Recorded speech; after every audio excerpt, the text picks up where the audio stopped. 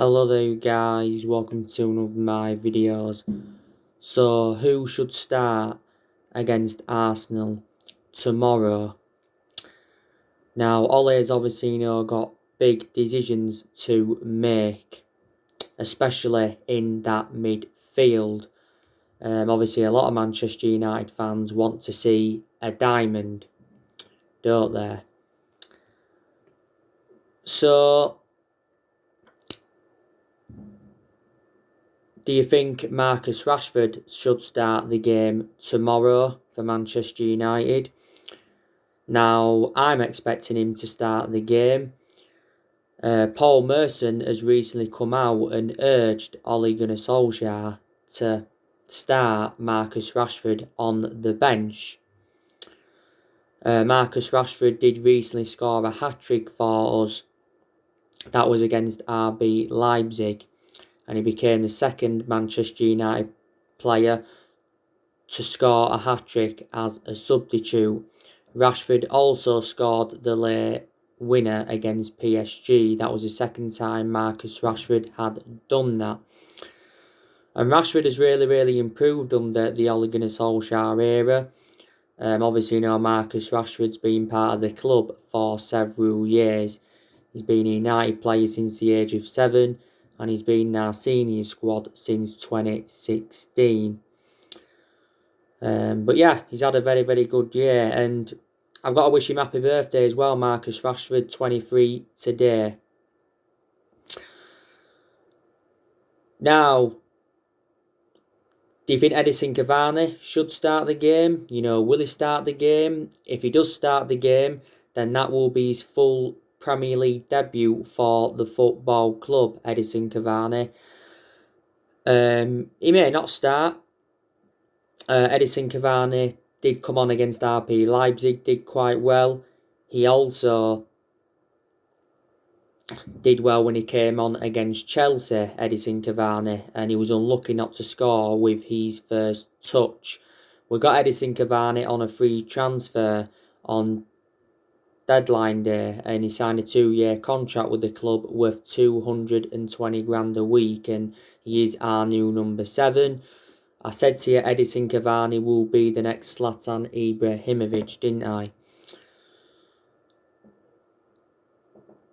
Now,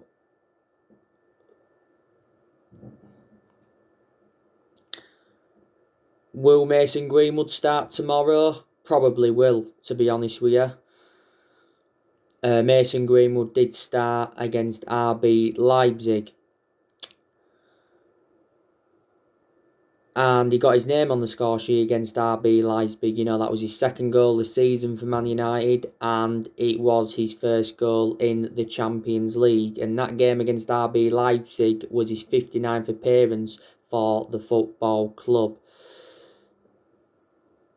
Don't forget, we had a few issues with Mason Greenwood at the start of the season, was it? Because he was getting withdrawn from the England squad a few times, but he's definitely the foreseeable future for Manchester United. Confirmed at the start of the season that we give Greenwood that number 11. He's the 4th Manchester United player to wear the number 11 shirt. Mason Greenwood has got a contract with us until 2023.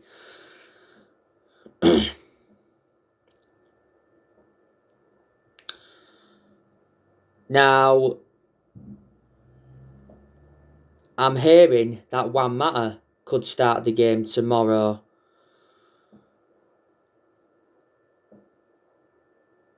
And I think we're making the wrong decision if we start Juan Mata tomorrow. Don't get me wrong, I like Juan Mata a lot. I think he's a very good player. But he has lost that yard of pace now as Juan Mata. Because he is now 31 years of age, is he? Oh, he's older than 31. He's done well in the games he's played in this season. I think Juan Mata started our last 2 league games, hasn't he? He also did well in the Carabao Cup games against Luton and Brighton. I think he got given man of the match for both of them games. Juan Mata's enjoyed a good 6 years or so at the football club. He's scored 50 goals for Man United in all competitions, and he's made over 200 appearances for the club. paid just under £40 million in from Chelsea back in 2014.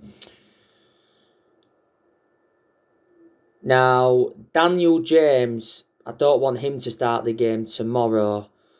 I really don't. I'm not going to fully rule it out, but I don't see him starting, Daniel James, to be honest with you.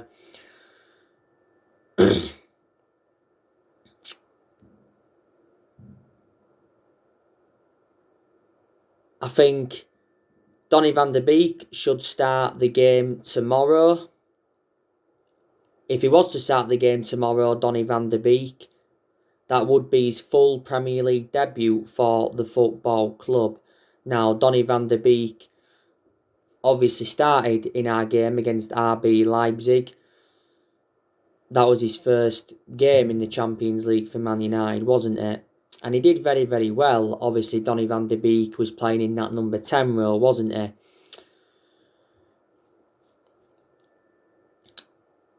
And Solskjaer was talking about Donny van de Beek prior to the game against RB Leipzig, and he obviously explained why he hasn't been playing him a lot, and he says Donny van de Beek's going to play a big part this year and he's going to be an important player.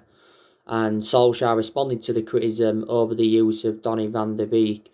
And Jamie Redknapp's recently been talking from Sky, and he insists Solskjaer doesn't think Donny van de Beek's right for the team, and he says that Solskjaer obviously regrets bringing him into the club.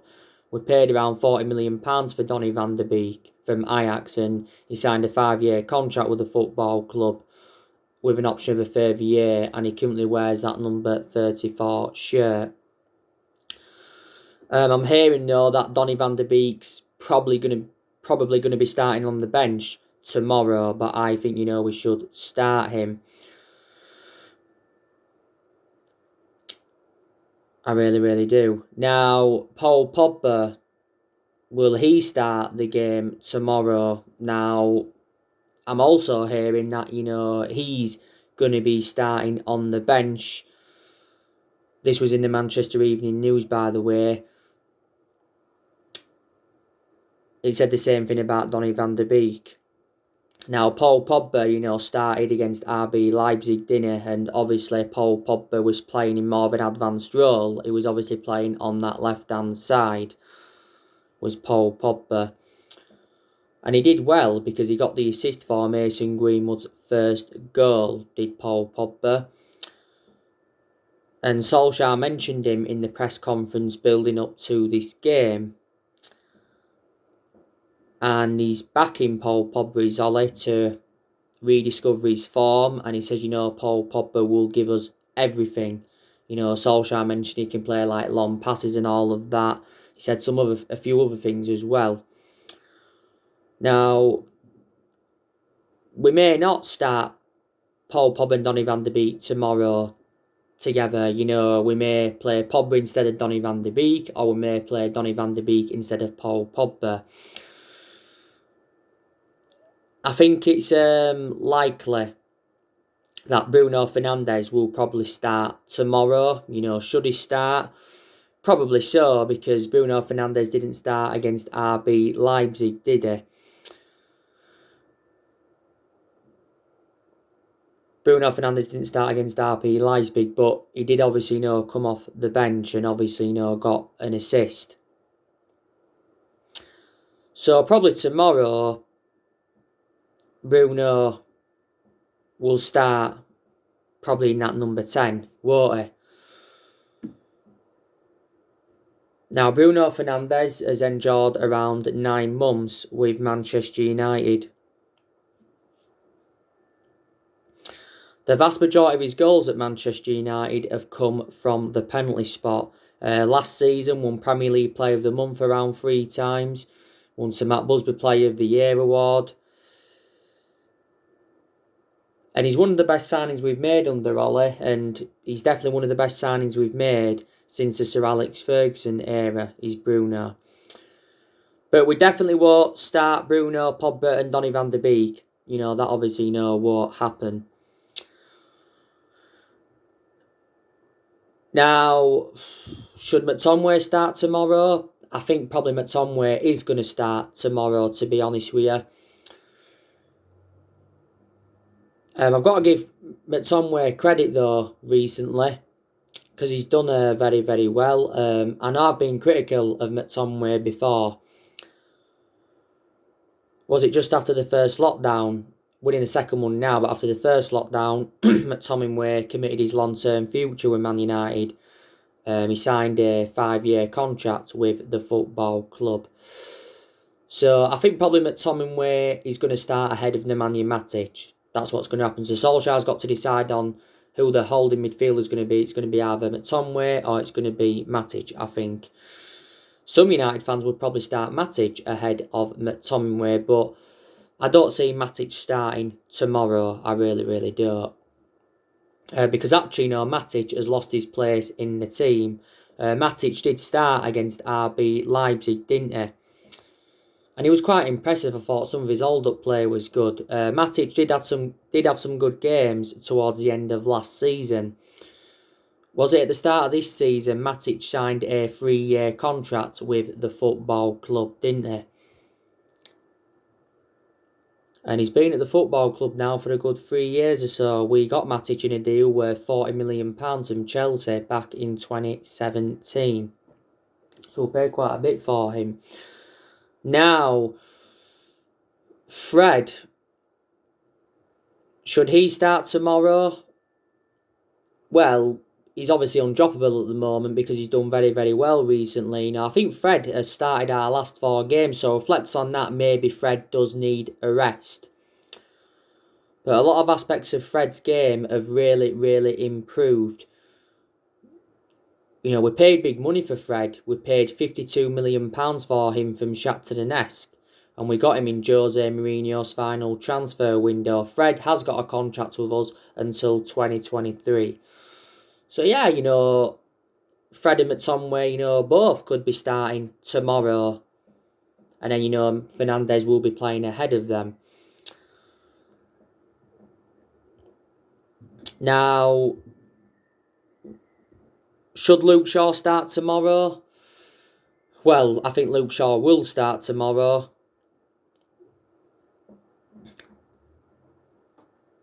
Because Alex Telles isn't available, is he? Luke Shaw has improved under the Ole Gunnar Solskjaer era. But as you all know, my element of concern about Luke Shaw, he is injury prone. He's sustained quite a few injuries as a Manchester United player, hasn't he? Luke Shaw's enjoyed around 6 years or so at the football club. We paid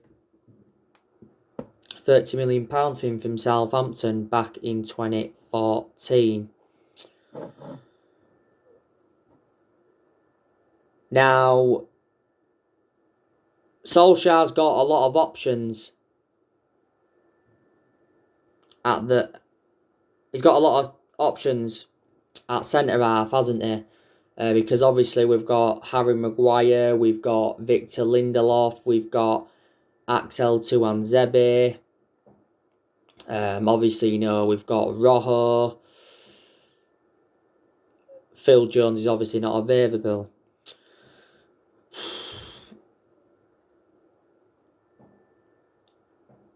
Maguire, he will start tomorrow. He'll keep his place in the team. Harry Maguire has rejuvenated himself recently, to be fair, because Harry Maguire did have early season troubles, didn't he? Because he got sent off in England's 1-0 defeat to Denmark. And he had that incident in Greece the other month and he did sustain a few knocks. Harry Maguire is our captain. He's the most expensive centre-half in the world at the moment because we got him in a deal worth £80 million, Harry Maguire. Victor Lindelof will start tomorrow, I think. Lindelof, to be fair, has rejuvenated himself recently, but he's not on Harry Maguire's level, is he? Lindelof's enjoyed around 3 years or so at the football club. We got him from Benfica back in 2017. Was it for around 30 or 31 million pounds? Some United fans would start Tuanzebe ahead of Harry Maguire. Tuanzebe does deserve more opportunities. Tuanzebe came on against Leipzig. He came on against Chelsea, didn't he? I think. Oh no, he didn't play any part in the Chelsea game, did he? Sorry. But Tuanzebe did very, very well in the game against PSG. You know, that was his first start for Man United in 10 months against PSG. Solskjaer was talking about Tuanzebe prior to the Chelsea game. You know, he's challenged Axel Tuanzebe to add consistency to ensure that he has a long career with Man United. But obviously Solskjaer's hopeful that he can remain injury-free because he's sustained quite a few injuries. Wan-Bissaka will start. Obviously, Wan-Bissaka's our first choice right back. Wan-Bissaka's impressed me in his last 4 games because we've seen some good attacking intent from him. Defensively, he's been very, very good. Don't forget he did score in the Newcastle game. That was his first goal for Manchester United, and that game against Newcastle was his 50th appearance for the club. This season's Wan-Bissaka's second season at the club.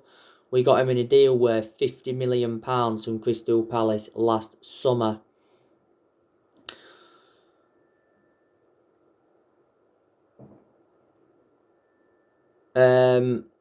Obviously,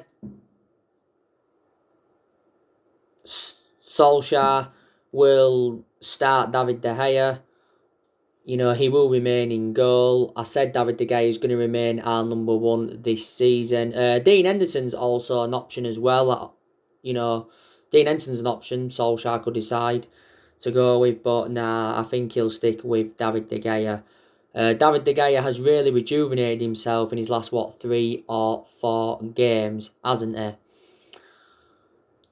So there you go.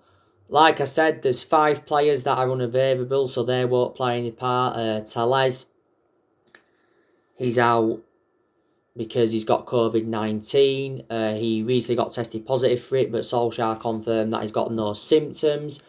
Telles was absent from the squad against Leipzig. He didn't play any part in the Chelsea game either, but I was impressed with Telles against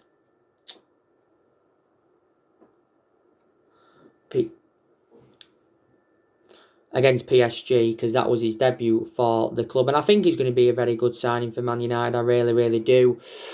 Eric Bailly's unavailable because he's out for 3 to 4 weeks with a muscle injury. That's my element of concern about Eric Bailly. He's too injury prone. Martial's obviously not available. He's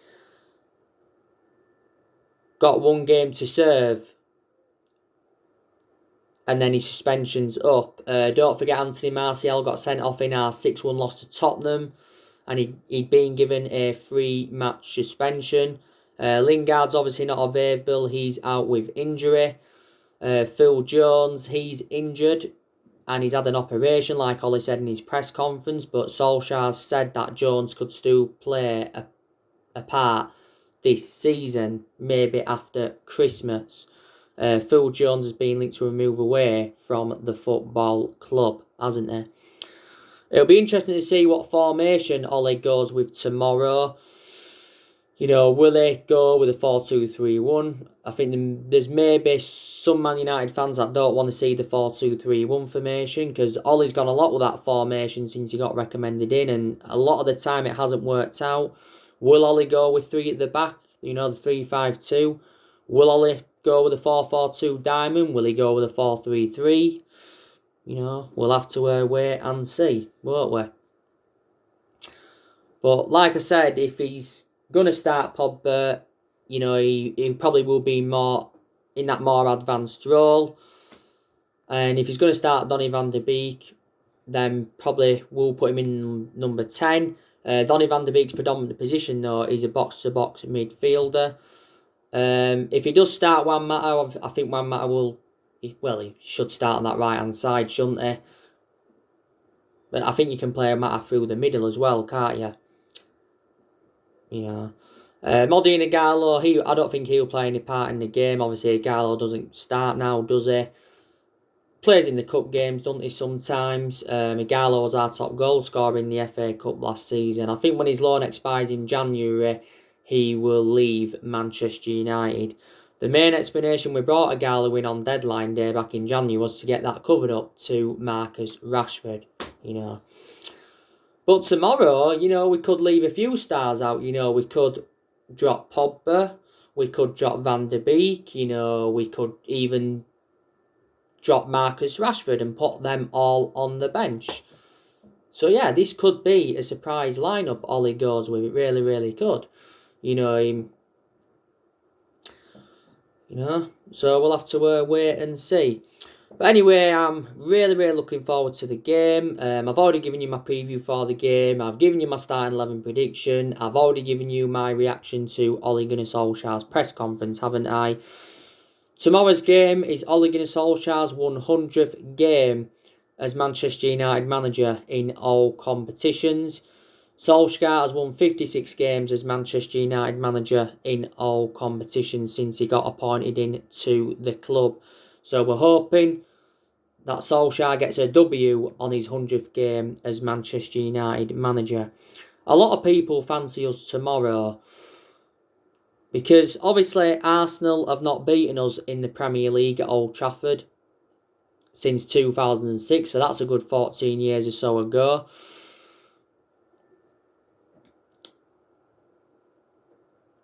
Obviously, Arsenal have had back-to-back defeats in the Premier League. They lost to Man City, they lost to Leicester, and they lost to Liverpool. They've lost 3 games in the league this season so far, and they've played 6, so they've obviously, won 3. Arsenal recently had a good win, though, against Dundalk. They're beating them by 3-0. Obviously, Ole Gunnar Solskjaer's going to want revenge on Mikel Arteta.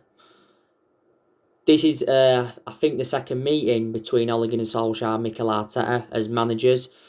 Arteta overcame Solskjaer last season because Arsenal beat us at the Emirates by 2-0, didn't they?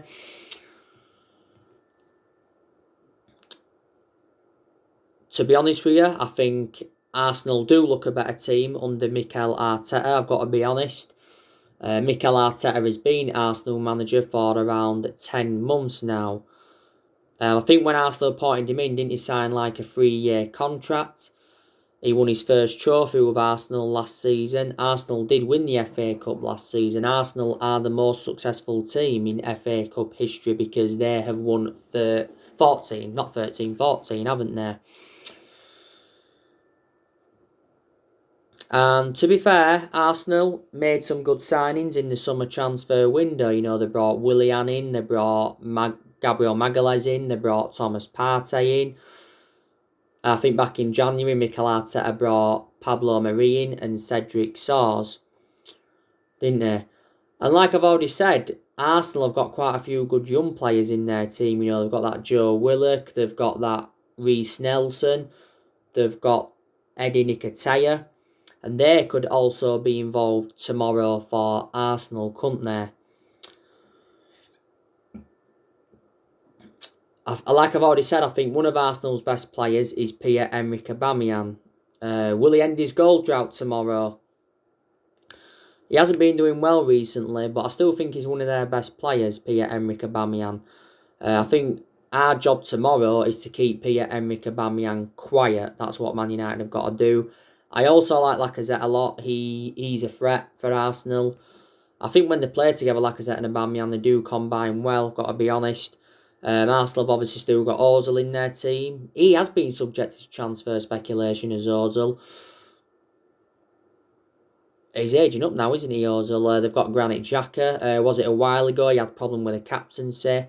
They've obviously got Guendouzi. They've obviously got Mustafi. They've got Hector Bellerin. He's Arsenal's right back. Obviously, they've got Kieran Tierney. He's one of their Arsenal's left backs. They've obviously got David Luiz. That's one of Arsenal's centre halves. They've got William Saliba, who I think they got from St Etienne. They've got Dani Ceballos, and they've obviously got Nicolas Pepe. I like Nicolas Pepe a lot.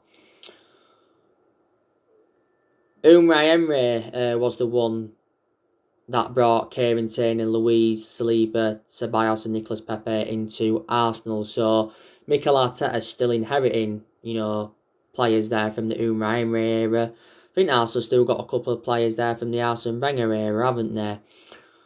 Like I've said to you, Arsenal, I think, have got a few injuries. Like I mentioned on the preview and that, I think they've got Callum Chambers out. They've got Rob Holding out, I heard. I think David Luiz is out with injury. Pablo Maria, I heard's out with injury. And I think I heard that Gabriel Martinelli is out with injury. But Manchester United and Arsenal was a very, very good game. When we had Sir Alex Ferguson and when they had Arsene Wenger, because it was always a title decider. Ferguson and Wenger are the two longest serving managers in English football, aren't they? Because Ferguson endured 27 years with us and Wenger endured 22 years with Arsenal, didn't they? So there you go. But it's a must-win game for Man United. It really, really is, because we've not yet won at Old Trafford in the Premier League this season. We've had our worst start at Old Trafford in 50 years, as you all know. After Arsenal, we go up against Istanbul Başakşehir. That's our other opponent in the group stage. And then after that, it's Everton, isn't it?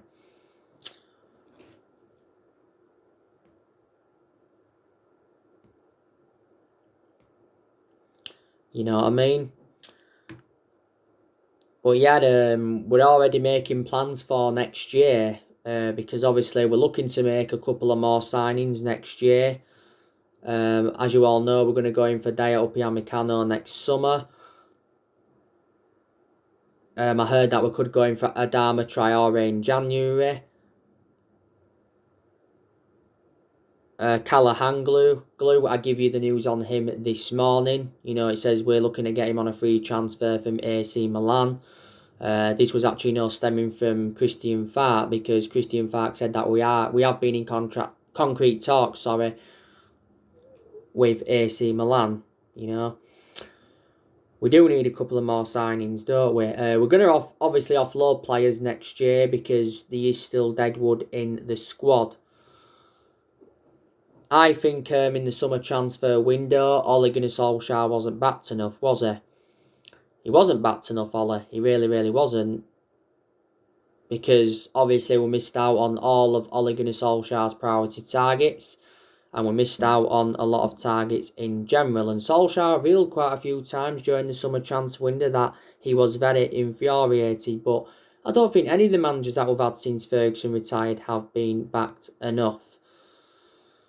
I think Woodward said in a lengthy statement the other week that he's going to back Ole Gunnar Solskjaer, you know what I mean? But we've been demanding the board out for several years, haven't we? Reflecting now poor our recruitment policy's been, and we've also overpaid for players.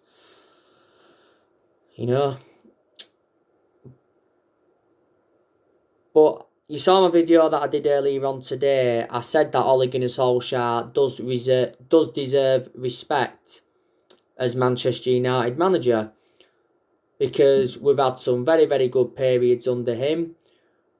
We're in a good period under him now because we're unbeaten in our last 4 games in all competitions. We didn't beat Chelsea, we drew, but we didn't lose the game, did we? We have had a great start to our Champions League campaign. We've had back-to-back wins. We've beaten PSG and we've beaten RB Leipzig. We went on a 19-game unbeaten run in all competitions last season, which was very, very good. I think that was the second part of last season. Went on a 14-game unbeaten run in the Premier League. Away from home, we've been very, very good because we haven't lost any away game in any competition since January. So, yeah, and I think Solskjaer seems to be a big game manager, because Solskjaer has showed a lot of tactical flexibility in a lot of the big games, hasn't he? Solskjaer's beaten Julian Nagelsmann, he's beaten Thomas Tuchel. Last season he beaten Guardiola 3 times, he beaten Frank Lampard 3 times, and he's obviously beaten Jose Mourinho once as a manager. We've had some big wins under Solskjaer. Not many, but we have had some big wins under him. So there you go. And I'm hoping that Solskjaer can succeed as Man United manager, because I love him a lot, and he's a club legend, and he was a great player for the football club for 11 years. He flourished under Alex Ferguson's guidance. Ole Gunnar Solskjaer's been at Man United now for almost 2 years, and we appointed him in December 2018, and he's been permanent Man United manager since March 2019. Ole has got a contract with the football club till 2022. So he got under just 2 years remaining on his contract, and this is Ole Gunnar Solskjaer's second season at Manchester United. And I think if we could get top 4 this season and we can win a trophy, I think that would represent a good season for Man United. I really, really do. Credit Ole for what he did in his first full season at the club. Solskjaer has spent over £200 million since he became Man United manager, and he's enjoyed 4 transfer windows at the club, and we've seen a lot of players depart the club since he got recommended in. So there you go. So anyway guys, that's everything to update you today. Drop your comments, likes below on the channel. If you do, consider subscribe as always, and take care. God bless. See you all again very, very soon.